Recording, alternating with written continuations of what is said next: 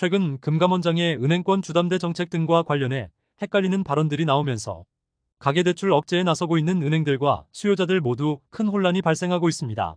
한쪽에선 1주택자 주담대를 금지하고 대출 한도를 제한하는 등 강력한 규제가 나오고 있고, 다른 쪽은 너무 센 규제는 실수요자들이 피해를 본다며 안 된다는 입장입니다. 상반된 상황에서 혼란이 커지면서 금융위원장이 긴급 브리핑을 열고 수습에 나섰습니다. 김병환 금융위원장은 가계부채를 적극적으로 관리해야 한다는 정부의 기조는 확고하다며, 다만 정부가 획일적인 기준을 정하면 국민 불편이 커질 수 있고 고객을 가장 잘 아는 은행들이 자율적으로 대출을 관리해야 한다고 강조했습니다. 최근 은행들의 행보에 대해서 정부가 더 센 개입에 나서야 한다고 하거나 실수요자들 대출은 보호해야 한다던 금감원과는 다른 메시지입니다.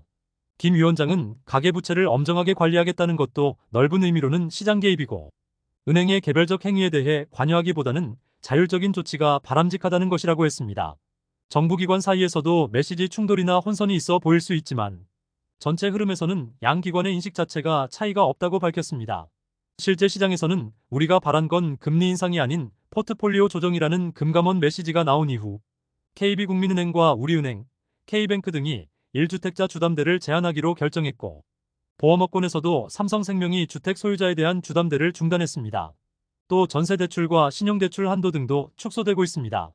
정부의 가계대출 관리 강화 방안에 대해 시장에서 큰 혼란이 발생하고 있지만 정부의 정책 실패라는 의견에는 동의할 수 없다는 입장도 나왔습니다. DSR 2단계 실행이 7월에서 9월로 갑작스럽게 연기된 상황에 대해서는 소상공인 채무부담 완화 조치가 7월에서 8월로 예정됐고 부동산 PF 평가가 진행되는 부분들이 있었기 때문이라고 밝혔습니다. 또 당시 상황에 따라서 가장 적합한 정책 조합을 찾아가는 과정이었다고 생각한다며 그것이 실패라고 하는 지적에 대해서는 견해를 달리한다고 했습니다.